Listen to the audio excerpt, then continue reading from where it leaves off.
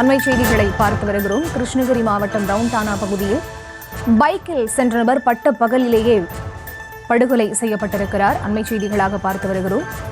வெங்கடேசன் என்ற நபர் வெட்டி படுகொலை செய்யப்பட்டிருக்கக்கூடிய அந்த அண்மை செய்திகளை பார்த்து வருகிறோம். விவரங்களோடு இணைகிறார் எமது செய்தியாளர் பிரதீப்குமார். அவரிடம் பேசலாம். வணக்கம் பிரதீப்குமார், இந்த சம்பவம் எப்போது நிகழ்ந்தது? கொலை செய்த நபர்களை போலீசார் கண்டுபிடித்திருக்கிறார்களா? விவரம். வணக்கம் பரிதா. கிருஷ்ணகிரி மாவட்டம் வரத்தம்பள்ளி அருகே உள்ள தேசுப்பள்ளி கிராமத்தை சேர்ந்தவர் வெங்கடேசன். இவர் நாடக கூட்டு கலைஞராக உள்ளார்.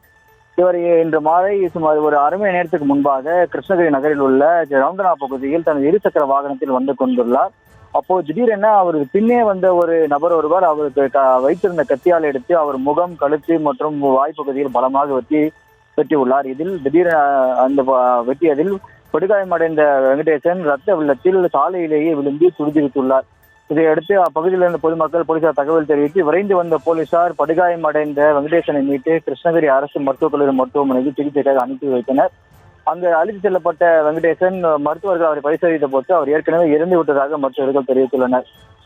பின்பு அந்த பகுதியில் அவரை வெட்டிவிட்டு தப்பி முயன்ற கிருஷ்ணகிரி மாவட்டம் வேப்பனப்பள்ளி அருகே உள்ள குருவரோடி போடூர் கிராமத்தை சேர்ந்த சின்ன நரசிம் என்பது தெரிய வந்ததை அடுத்து போலீசார் அவரை கைது செய்து கிருஷ்ணகிரி நகர காவல் நிலையம் அழைத்து சென்று விசாரணை மேற்கொண்டு வருகின்றனர்.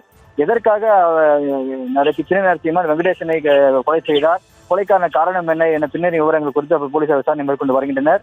பட்ட பகலில் நடு ரோட்டில் நபர் ஒருவர் படுகொலை செய்யப்பட்ட சம்பவம் பகுதியில் பெரும் அதிர்ச்சியையும் பரபரப்பையும் ஏற்படுத்தி உள்ளது. தொடர்ந்து அந்த நபரை காவல் நிலையம் அழைத்து சென்று போலீசார் விசாரணை மேற்கொண்டு வருகின்றனர்.